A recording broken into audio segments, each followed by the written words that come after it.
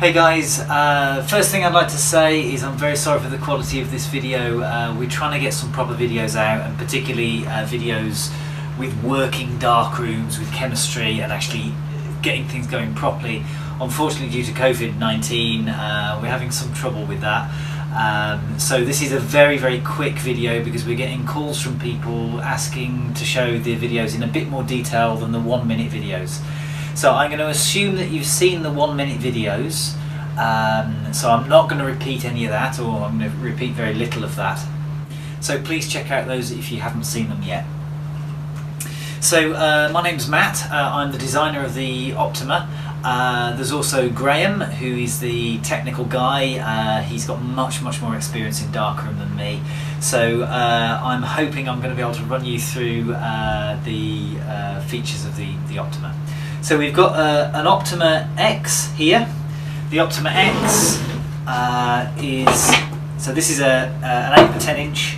The Optima X is essentially a toast rack, we sometimes call it. And you add as many of these pods as you want. So the pods are made of acrylic. They're pretty much entirely chemically inert. There's nothing that there's no chemistry in your dark room that's going to harm them in any way. They come flat packed, and they attach together with a metal bar along here, an acrylic tube, and then some dome-headed screws. So they're going to get it really easily. People have been asking whether these can be used with a heater. They can be. You can put this in your bath, fill your bath up, and there you go. That's heated. The only issue with these is because they're not suspended separately, the area for heat transfer is relatively small. So there is some gap between them, but there's not a lot of movement of water. So if you want temperature regulation, we definitely recommend the Optima. Of course, what you can do with the smaller ones of these is you can space them apart, but again you get problems like this, particularly with the smaller ones.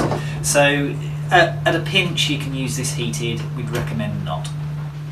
So the whole ethos is that you have the base unit. The base unit on either one can't do anything on its own. You need to add the peripheries, and you use them as you need. Now, what the beautiful thing is that you can have your developing chemistry here. You can then have a wash. You can then have another pod put inside here with your rinse aid. You can have another wash, maybe a toner, another wash, and then a toner, and a final wash. So it's very difficult to say how to use these things, other than you've got a complete freedom of how you put your darkroom together. So it might be worth showing you the wash process, and I did promise this video would be a little bit scrappy, so I do hope you don't mind me moving things around. Okay, so how it works is water comes in here. So this is a brass fixing. Pressure water comes in here. This is a 3/4 threaded female thread here, and inside it is a hose lock fitting, brass hose lock fitting. You can replace that with anything you want, or you can use standard hose lock fittings. So the water comes through here, goes through this very thin channel underneath the heater, and then this is a little green bar which lifts up as the pressure goes up. So as there's more liquid coming through here, this rises or falls in this groove to give you a sense of how much water use you're using. The water then comes out of a hole. Can I show you the hole? There's a hole in here, basically. There's a hole in here, and that fills this back area. So this is the furthest back slot. At the moment we've got all the wash dividers in, so it's split up into 12 slots. That floods this area with fresh water. Now each divider has got this, and if I... Oh, it's going to be difficult to do with one hand. Can I do it with one hand? Yeah, I can do it with one hand. Now, the next one is facing the other way. So you'll see it's on that side on that one. And what that means is that there's no water movement in the top part of the tank. That's really important. It goes from this tank through, hang on, it's so difficult to see. Goes through that slot there. It then moves along the bottom of this tank until it gets to this slot here. Comes through that slot, and then it moves all the way along again through this slot, all the way along, and it keeps doing that. So what you've got along every single tank is a steady stream of water moving horizontally. Yeah. And that carries away the densest material in the tank, because the photographic chemistry that you have falls to the bottom and is taken away there. That then goes through, God, it's so hard to see, goes through that hole there, which is here. Unfortunately we haven't got a tap in this one, someone's stolen that.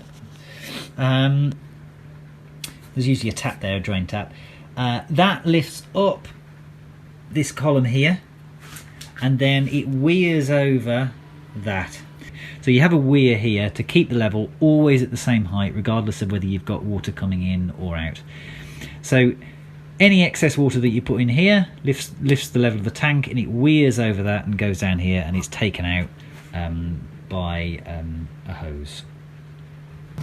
So in terms of getting water to the tank, there's several different ways you can do it. The easiest way is pressurised water in here from your main supply. That's nice and easy. Flow rate is really low. In fact, it's made to be as low as possible to keep the tank as still as possible. That's how it works. It's so efficient because of the stillness. What we'd recommend in use is to wash. If you're just having wash slots, you bring this over here, you dip once just to get rid of excess chemistry in and immediately out again.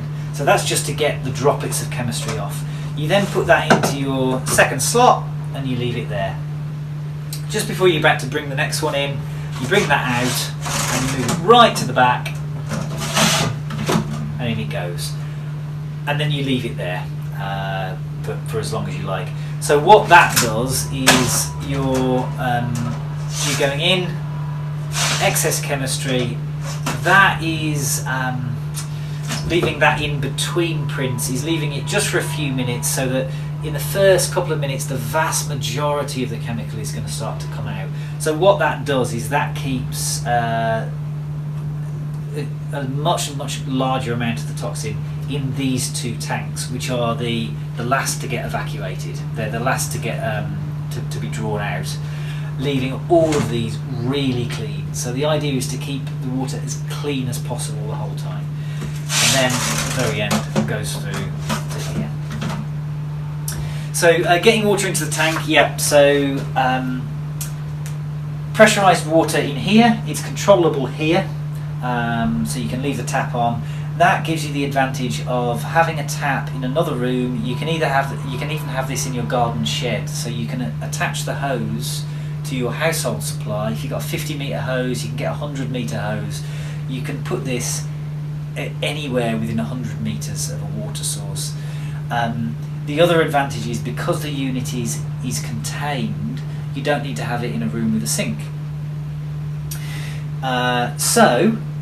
That's one way of doing it, and obviously having the outlet hose would have to be of a similar distance, similar length. So the second way is a tank. So you can have a tank, 15, 20 litres, something like that, something you can get from a camping shop. Suspend that anywhere above the tank, and that will work just fine. So even if you don't have a water supply, that's fine. The last way is even less water. You can use the tank without any without a water flow. To do that, that's quite easy, but it does require you to have prints that are smaller than the tank. So this is a smaller print holder, and you can see there's a reasonable gap below there. Now that's absolutely fine to use that again and again and again, because what's going to happen is the chemistry is going to come straight off that and it's just going to fall to the bottom of the tank. It's going to actually come away from the print. So you would have to change the water in here, you know, intermittently, let's say, but what you could do is every time you start using it, you just bleed off 5 litres, something like that, fill it back up and you're good to go. So the last thing's heating the tank. So there's a 300 watt E-Heim heater in there. A few things about that. It's illegal to sell a heater without a light on it. You can't have a hot element without a light. So we can't get rid of that light. Obviously that light might be a problem for you. I think most people who use them get a little bit of black tape and just put it around the light, and that sorts the problem. We can't do that because we're the manufacturer, but you can, and it's solved in a few seconds.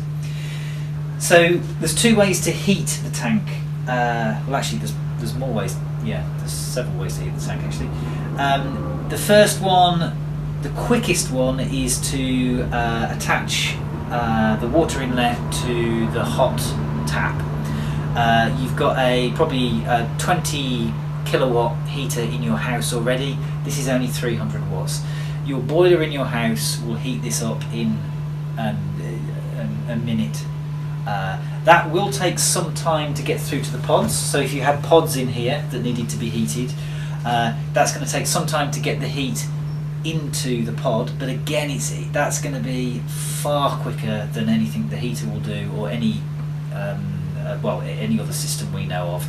And it also heats it considerably quicker than a tray, because a tray is only heated from one side underneath. A pod is heated from both sides. So once you've got your hot water in there, you do need a relatively accurate boiler, so you might want to check what the either that or a thermostatic inlet. The alternative to that is to prime it with your hot water tank, prime it with your hot water supply, and then after that you use this heater just to keep it at the right level. So that the perfect situation would be hot water coming in from your tap, get everything warm, and then have this on, and that will keep it to within about ½ degree, something like that.